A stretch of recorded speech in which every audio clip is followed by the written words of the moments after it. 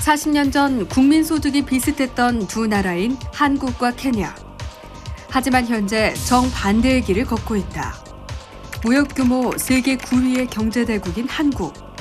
이에 비해 천연자원과 비옥한 토지를 가졌지만 국민 절반이 하루 1달러로 생활하는 최빈국 케냐. 이런 차이가 생긴 이유는 무엇일까? 발전경제학을 연구하는 미국인 대학 교수인 레이먼드 피스먼과 에드워드 미구엘은 전 세계를 돌며 빈곤 극복 방법을 연구했다. 그들이 찾은 극심한 빈곤의 원인은 경제 발전을 가로막는 부패와 폭력, 그리고 세계 곳곳에서 자신의 배를 불리기 위해 이기적인 행동을 지속하는 사람들이었다. 이 책은 이들의 부패 행위를 폭로하고 빈곤 극복에 필요한 비경제적인 요소들의 가치를 경제학적으로 분석했다.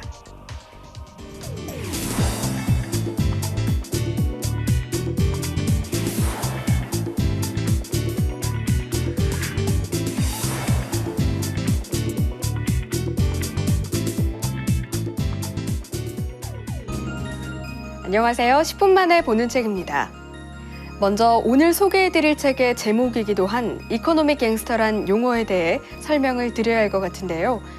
저자는 법적인 처벌에 대한 두려움 없이 자신이 가지고 있는 기득권과 지식을 동원해 불을 싼 범죄적인 인물을 이렇게 표현했습니다.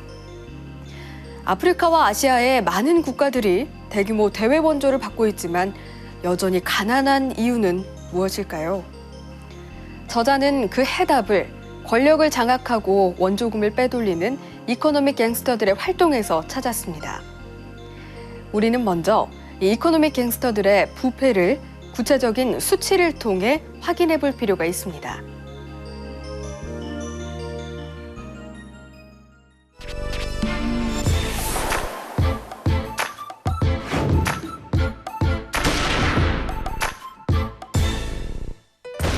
인도네시아의 독재자 수하르토.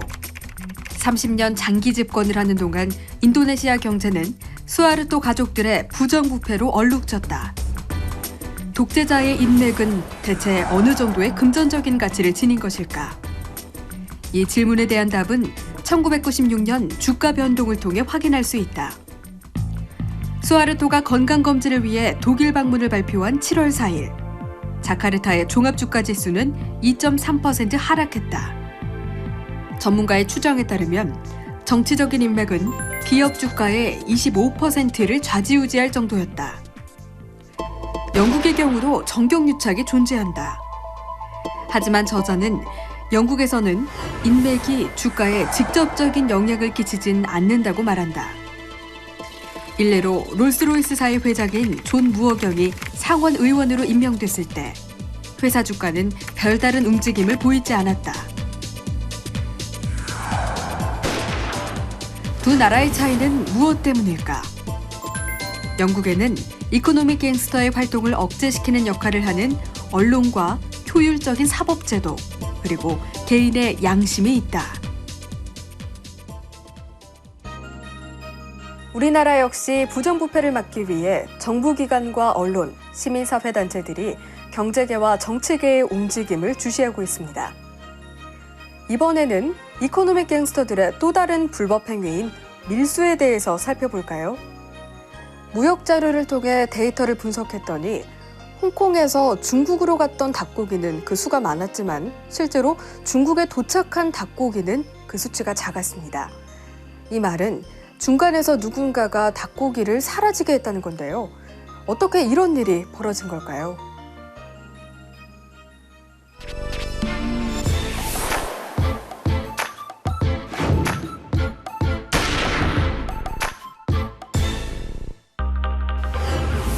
일반적으로 관세율이 높아질수록 관세를 회피하기 위한 밀수 행위는 늘어난다. 관세율을 인상하다 보면 밀수 행위 역시 증가하고 실제로 정부가 벌어들이는 세수는 특정 지점을 기점으로 줄어들게 된다. 관세 20%의 닭고기와 외관상 거의 흡사한 관세 10%의 칠면조 고기의 경우 밀수 격차에 대해 생각해보자. 수입업자들이 관세율이 높은 닭고기에 칠면조 고기라는 표시를 붙이면 우리는 중국을 목적지로 홍콩을 출발하는 칠면조 고기의 양보다 중국에 반입되는 홍콩산 칠면조 고기의 양이 훨씬 많다는 것을 확인할 수 있다. 닭고기의 관세율이 높아질수록 수입 신고되는 칠면조의 양은 증가할 것이고, 따라서 밀수 격차는 더욱더 벌어지게 되는 것이다. 이러한 밀수업자나 원조금을 빼돌리는 관료 외에 평범한 사람들도 이코노믹 갱스터가 될 수 있습니다. 일상적으로 뇌물을 주고받는 나라에서는 보다 빠른 일 처리를 위해서 뇌물을 건네기도 하는데요. 여기서 한 가지 궁금한 점이 생깁니다. 부정부패는 강력한 법규나 양심을 바탕으로 하는 시민 문화의 부재로 인해 생기는 걸까요? 저자는 먼저 법적인 규제는 배제하고 문화적인 측면만 알아보기 위해서 면책 특권을 갖고 있는 뉴욕 유엔 본부 외교관들을 살펴봤습니다.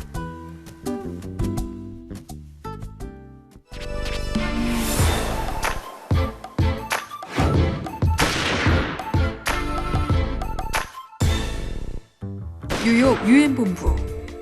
이곳에서 근무하는 세계 각국의 외교관들에겐 면책 특권이 있다. 주차 위반을 해도 과태료를 납부할 필요가 없다.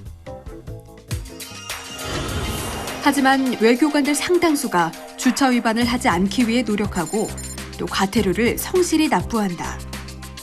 개인의 양심과 문화 때문이다. 실제로 외교관들의 주차 위반 현황을 살펴보면 부패 수준이 낮을수록 주차 위반 건수가 적다는 사실을 발견하게 된다. 조사 결과를 반대로 생각하면 문화 속에 부패가 깊게 침투해 있는 상황에서는 법률 개정이나 집행이 어려워진다는 점을 알 수 있다. 부패가 만연한 개발도상국에 대규모의 원조를 쏟아부어도 그들이 가난에서 벗어날 수 없는 이유이기도 하다. 지금까지 설명해드린 아프리카와 일부 아시아 국가의 부정부패가 어쩌면 다소 멀게 느껴지실지도 모릅니다. 하지만 저자는 누구나 생존의 법칙에 떠밀리게 되면 이코노믹 갱스터가 될 수 있다고 강조하는데요. 탄자니아에서 벌어지고 있는 마녀 사냥의 가해자는 평범한 가정의 일원이었습니다.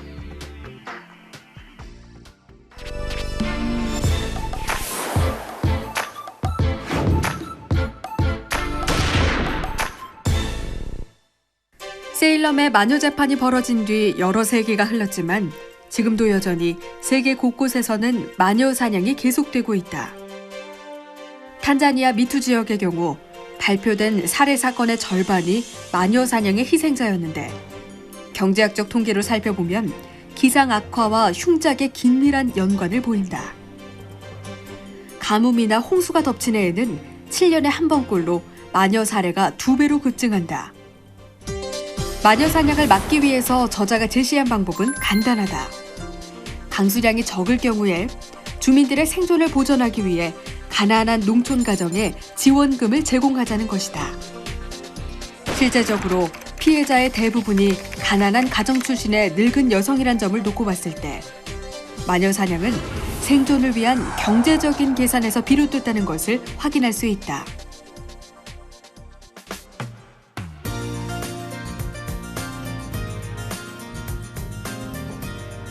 세계적인 빈곤을 극복할 수 있는 가장 좋은 방법은 무엇일까요? 우리는 이 책을 통해서 단서를 찾아볼 수 있습니다. 무엇보다 경제 발전을 막는 부패와 폭력을 완화하는 게 가장 중요할 텐데요. 그러기 위해서는 가난한 나라 국민들이 기본적으로 생존에 위협받지 않을 정도의 원조가 필요합니다. 물론 단순한 식량 지원이 아니라 올바른 시민 문화를 만드는데 그 목적을 둬야겠죠. 이 책은 발전 경제학자가 개발도상국에 보내는 빈곤 탈출 지침서와도 같습니다. 동시에 우리나라를 비롯해 경제적으로 안정된 나라에 보내는 경고로도 읽히는데요. 세계는 긴밀하게 연결돼 있기 때문에 우리는 이 책이 보내는 메시지를 기억해야 할 것입니다.